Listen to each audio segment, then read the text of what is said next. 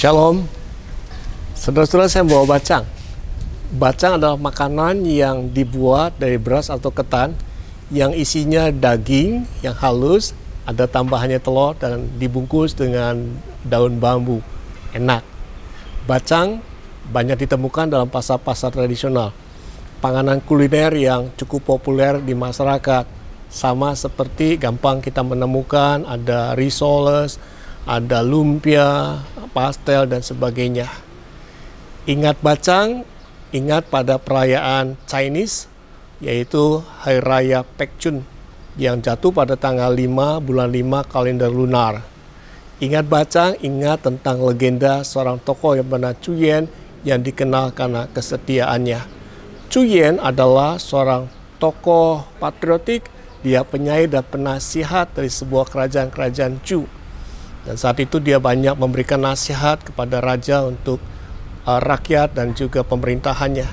Tapi amat disayangkan justru Raja Chu lebih percaya kepada para menterinya yang korupsi. Jadi kerajaan saat itu dipenuhi dengan korupsi oleh para menteri, dan sebaliknya justru Chu Yan difitnah dan dibuang di pengasingan.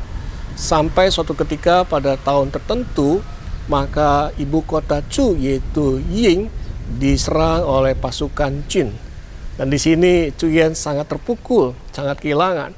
Sampai akhirnya sebagai aksi protes terhadap korupsi, kegagalan pemerintah yang ada saat itu, maka Chu Yan membuat suatu puisi, dia bacakan di sungai Mailuo. Dan setelah membaca puisi, maka dia bunuh diri, menceburkan diri ke dalam sungai tersebut.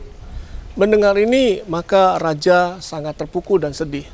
Lalu mencari jenazah yang ada di sungai itu, dan demi menyelamatkan jenazah itu, maka mereka membuat bacang.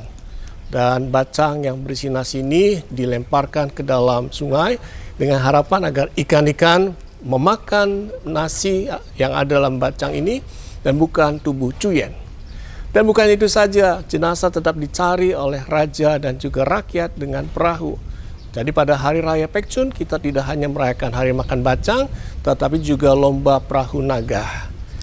Ingat bacang, ingat tentang kesetiaan.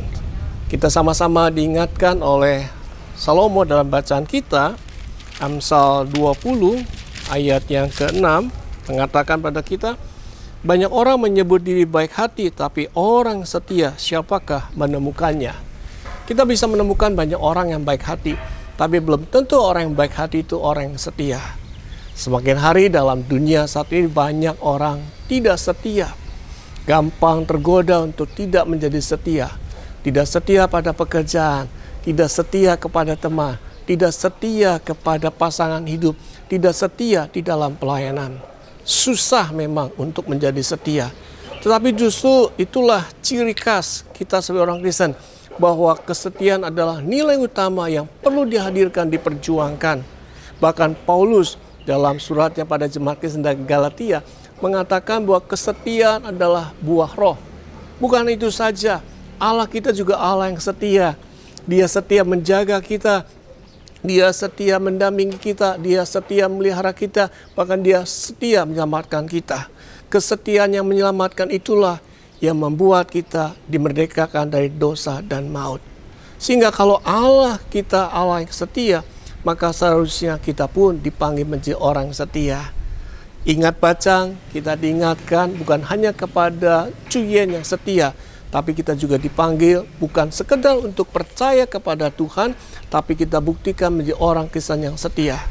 Setialah kepada Tuhan yang sudah menyelamatkan kita, setialah kepada pekerjaan kita, setialah pada komitmen kita, setialah pada panggilan hidup kita, sehingga dimanapun kita berada, kita bisa memberi dampak buat orang lain. Satu sama lain, boleh bisa menjadi teladan, karena kita menunjukkan kesetiaan. Tuhan berkati. Amin.